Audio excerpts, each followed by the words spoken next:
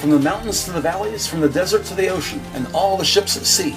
Today is Sunday, June 7th, 2020, and you're listening to What Just Happened, ProjectWasabi.com's brief recap of important events from around the world.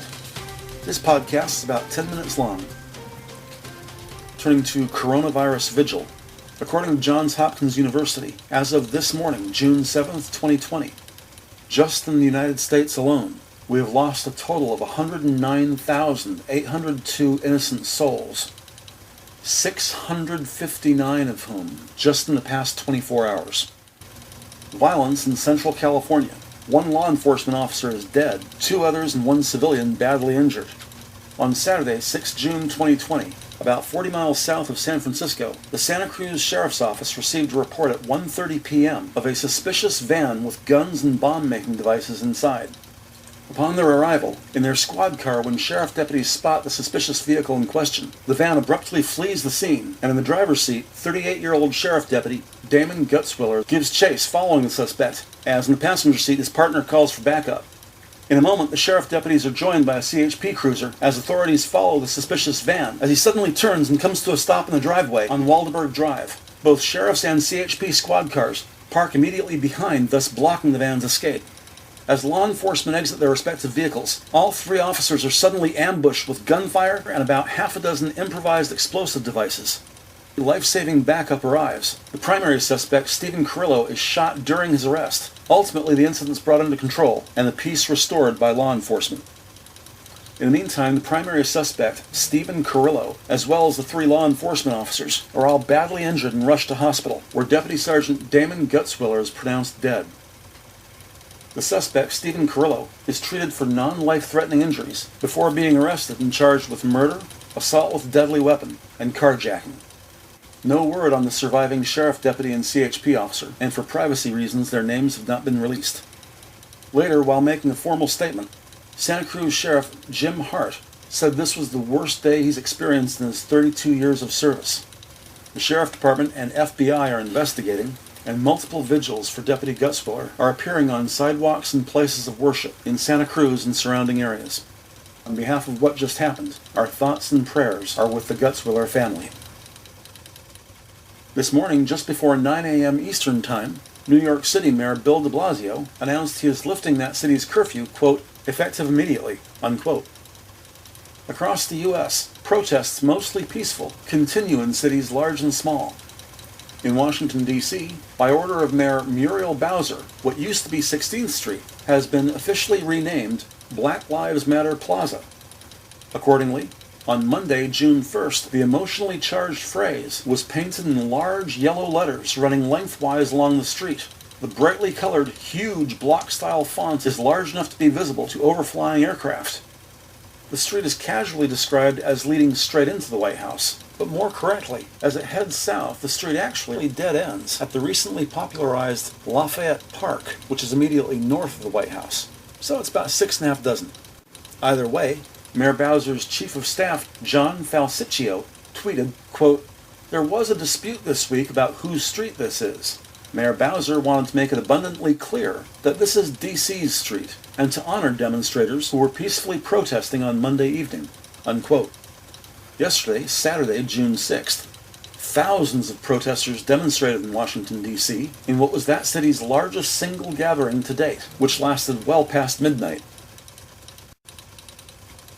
Meanwhile, in the Gulf Coast area, it's already started raining in Louisiana as the Big Easy braces for impact with tropical storm Cristobal barreling north, expected to slam into the Gulf shoreline Sunday evening at about 7 p.m. local time, or 5 o'clock Los Angeles time.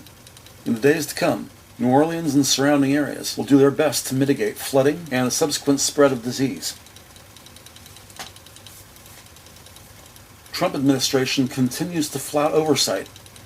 Without any public notice, shrouded in ambiguity, the Federal Bureau of Prisons is suddenly sending dozens of its armed personnel from Texas to Washington, D.C., ostensibly to support what Trump calls the government's domination of the streets.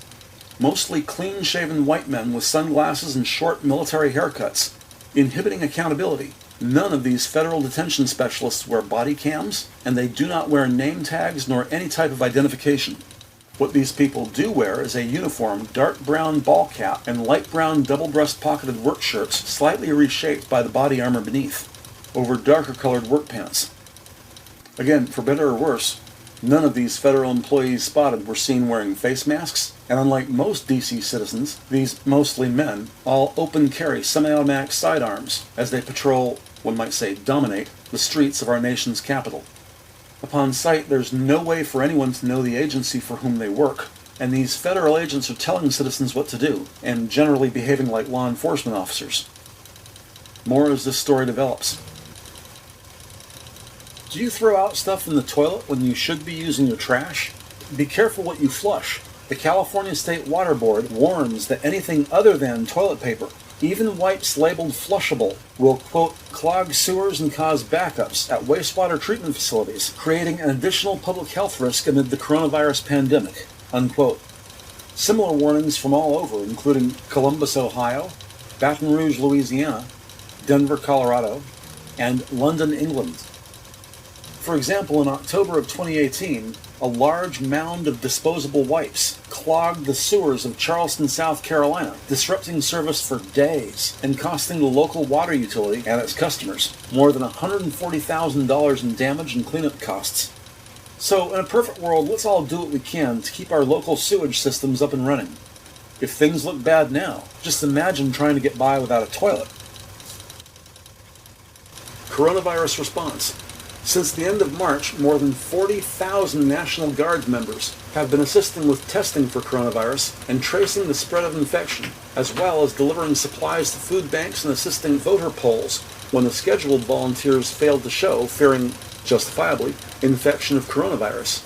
But President Donald Trump has ordered a hard stop on these deployments effective Wednesday, June 24th, which means that thousands of National Guard members who first deployed on March 25th will find themselves with only 89 days of duty credit, 1 day short of the 90-day threshold for qualifying for early retirement and education benefits under the post-9/11 GI Bill. The Trump administration is reconsidering whether or not to extend these deployments. More as this story develops. According to a recent Ipsos Reuters poll conducted among 1,004 adults on Monday and Tuesday, June 1st and 2nd, 73% of those polled support the protests following George Floyd's death, compared to the 20% of those who oppose the protests. In the same poll, only 33% of those surveyed approve of President Trump's handling of the protests, compared to slightly more than half, 56% of the people who disapprove. On more pleasant thoughts, happy birthday wishes to Irish-American actor Liam Neeson, who turned 68. Also, the 8th wealthiest man in the world, owner of Walmart, the world's largest retailer, Jim Walton, turned 72. And on behalf of what just happened, we wish these gentlemen a happy birthday. Also, Trump supporter Mike Pence turned 61. As rallies against racial discrimination continue, the National Football League now says players should be allowed to protest during the national anthem. In a public statement, NFL Commissioner Roger Goodell says, quote, "We were wrong for not listening to NFL players earlier and encourage all to speak out and peacefully protest." We are listening. I am listening. And I will be reaching out to players who have raised their voices and others on how we can improve and go forward for a better and more united NFL family. Previously, the NFL had banned players from dropping to one knee, a practice started by Colin Kaepernick in 2016. The Russian Federation is excited and hopeful as President Donald Trump considers abruptly pulling U.S. forces out of Germany. Approximately 34,000 U.S. troops are stationed in Germany. Formal order to begin moving troops has not been given, but is expected soon. President Trump has criticized Germany over a range of issues, particularly its failure to meet target of 2% GDP spending on defense, as recommended by NATO. Several U.S. and NATO officials say the size and timing of the reduction were not expected. The National Security Council has not responded to requests for comment. LA weather. Today the sunshine makes a big comeback. Sunny all day with afternoon temperatures hovering right around 80 degrees. Tomorrow pretty much same, slightly warmer, temps in the mid-80s Monday.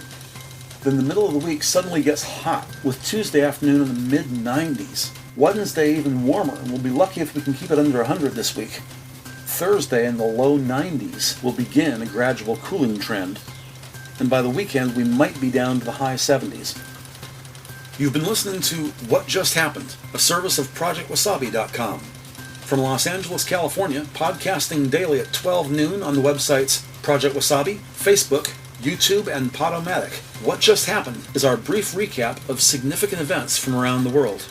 On behalf of What Just Happened and its parent company ProjectWasabi.com, this is Brian Newberry saying thank you for listening, stay healthy, y salud, and we'll talk to you soon.